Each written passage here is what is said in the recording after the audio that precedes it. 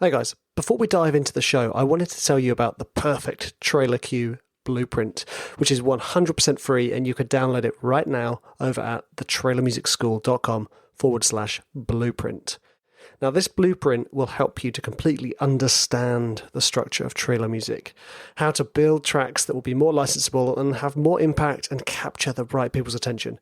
So, whenever you start writing a cue, make sure you've got this blueprint to hand and you can use it to help speed up your process, feel more confident that you've crafted a well-structured trailer cue before you send it off to that publisher or editor or supervisor.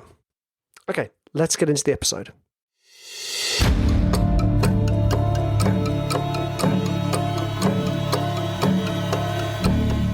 One man with one microphone. Welcome to the Trailer Music Composers Podcast. Hey guys, and welcome to another episode of the Trailer Music Composers Podcast. Today I want to talk about something, well, it's quite personal, I guess. Admittedly, most of my episodes are kind of personal because it's me talking about my experience as a composer writing for trailer music. And this episode, I want to talk about losing passion. Losing that spark, because it happens to all of us.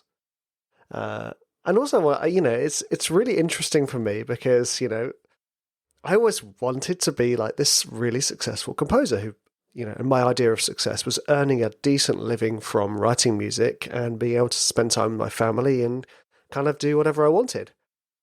Tick, done. What no one kind of says to you is, wait a second.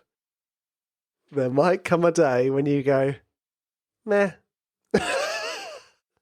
And it sounds terrible saying it out loud, it sounds, really ungrateful and, ungrateful. I'm not being ungrateful about my situation. I want to clarify. Of late, I felt a little lackluster when it comes to writing music. I felt a bit like I've been losing my, va-va-voom. I think that's the second time I've said that in 2 episodes. This is, it must be a Thierry Henry day for me.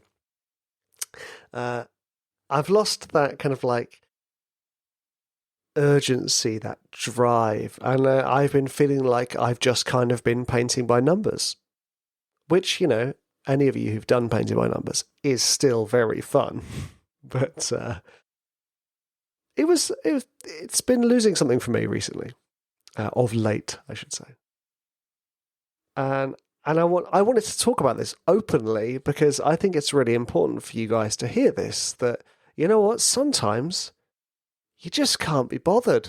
And it's not a bad thing. It's not like this is the end of my career type of thing. Although, if I was that way inclined of thinking, I might think like that, and it's not the first time I've thought, maybe writing music isn't the thing for me. And I want to put a caveat to that thought because it isn't the thing for me. Creating stuff is the thing for me.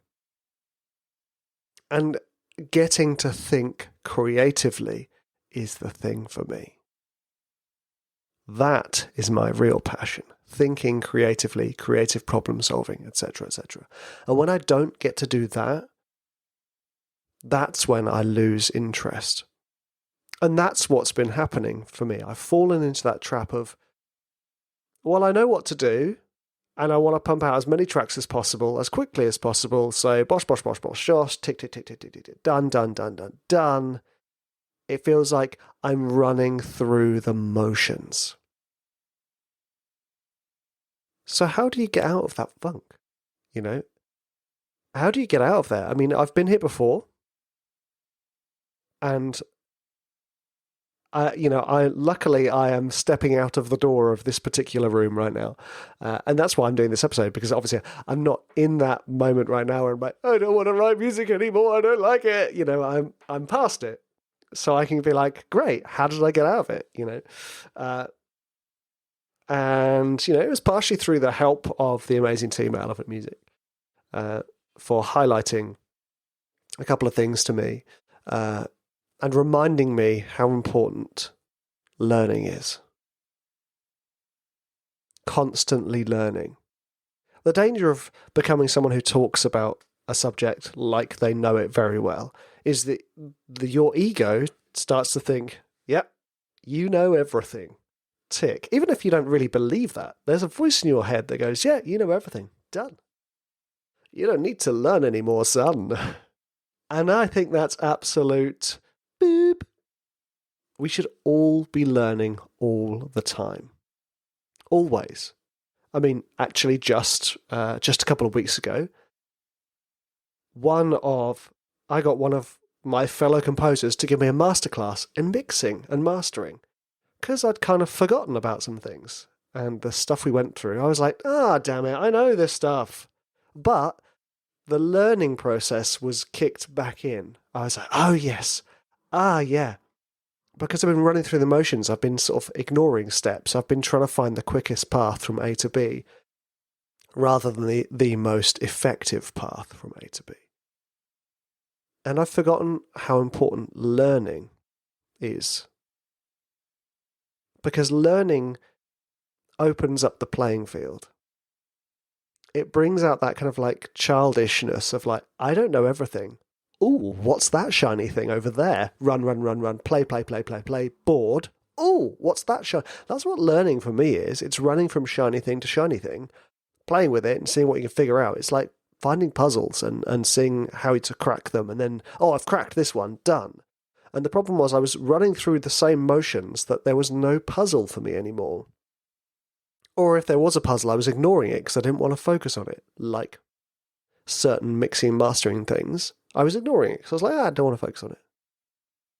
I wanted to, crack on with the writing, creating, because I know creating for me is the thing. But I forget that if you create this in the same way over and over again, you lose that element of play, that element of the unknown, and that element of feeling like you are expanding. Expanding is such a great word, because I think in our lifetime we want to always expand. And I'm not talking about our waistlines or, our egos. I'm talking about in a positive way. We want to expand our minds. We want to expand our mindset. We want to expand our positivity. We want to expand our love. We want to expand our light. All of that stuff, all the positive things, we want to expand and grow. And for me, learning is like feeding a plant. It's feeding me, feeding my creativity, and I'd stopped doing that. And for me, learning isn't just kind of sitting down and watching someone else do stuff. It's also exploring new tools, exploring new avenues of expression, searching those unconquered peaks. It's really interesting, isn't it? It's kind of like if a visual analogy is like that you say to yourself, my goal is to get to the top of this mountain. And you spend years climbing this mountain. You get to the top of it and you go, yes, I've achieved my goal. And you look around and you go, oh, well, here now, what do I do? And I've talked about this on my other podcast, Composed, as well, where I've talked about you need to make sure that your why is there constantly. Why are you trying to climb that mountain? Why for me is that I feel like I'm growing and creatively expressing myself.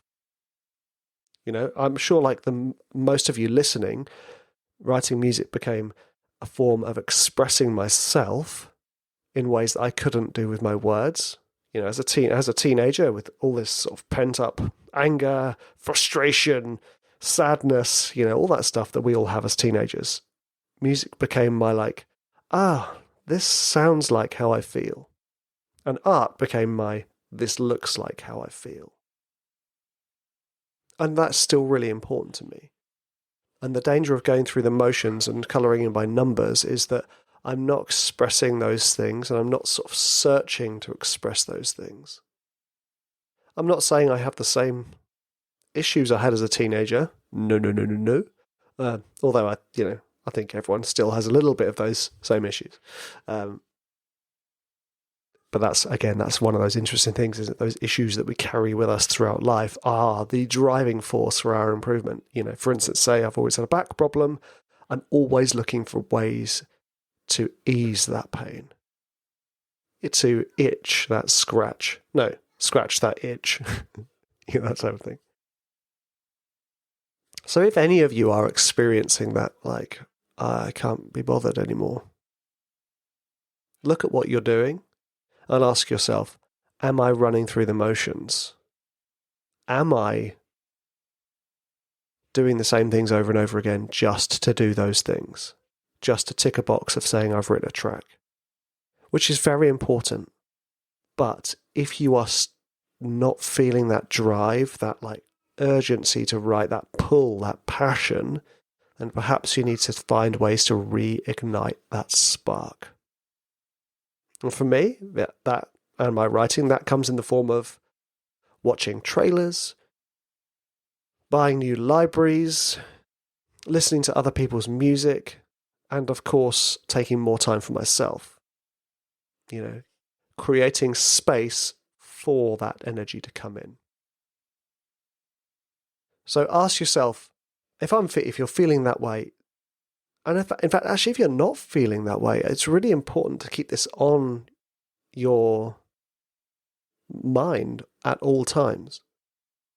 And this is something, again, I've forgotten, much like the certain mixing things I asked my friend to help me with.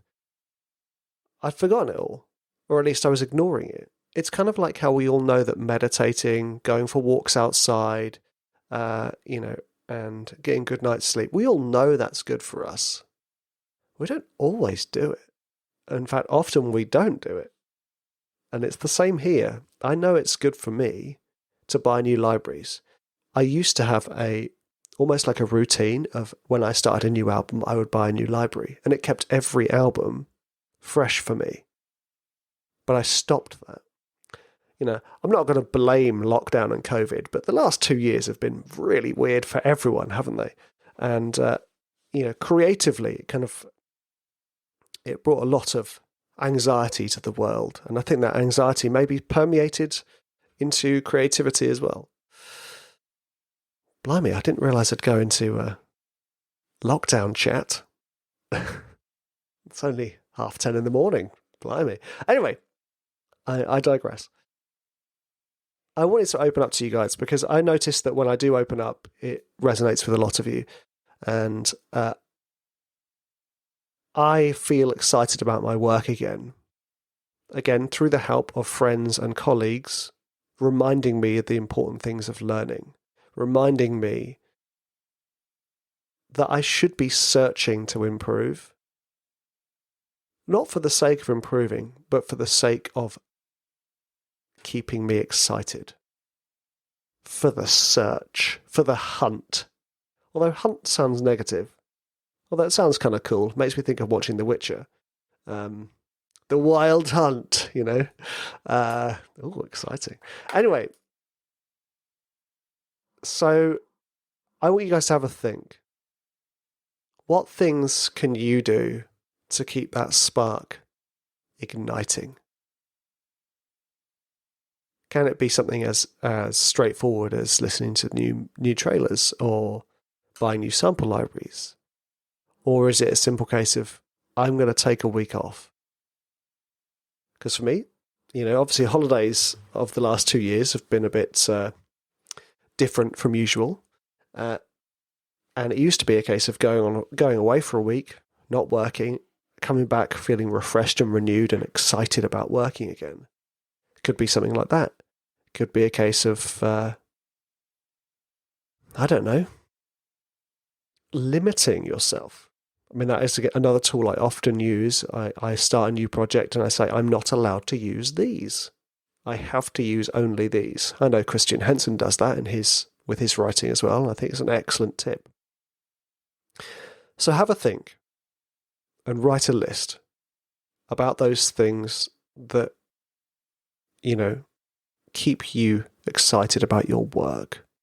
I think it might also be worth doing a bit of journaling, guys. Sitting down and writing openly with yourself. not editing what you're writing, just blabbering.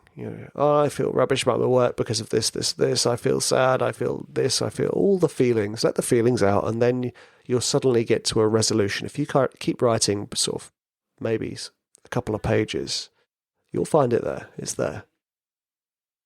I hope this has helped some of you. If it's helped one of you, cash back. Because I think it's really important that we open up about these issues as creative people, I'm not saying this is writer's block at all, because it's not. I can still write at the drop of a hat. But it's the loss of excitement, which is something else altogether, I think. Or is it? Maybe it's connected, I don't know. So find ways to keep yourself excited about your work. I've bought some new toys, and I'm going to limit myself to only using new toys and see what happens. And I'm excited about it because it's new presets. It's new sounds. It's new ways of mixing and mastering because I'm not used to using these sounds now. So how do they sit with the mix? How does this work? All these questions start coming out. This little curious 7-year-old me starts sort of asking all the questions. Why? There we go. The excitement's there again. I hope this helped, guys, and I hope you have a nice week, and I will see you in the next episode.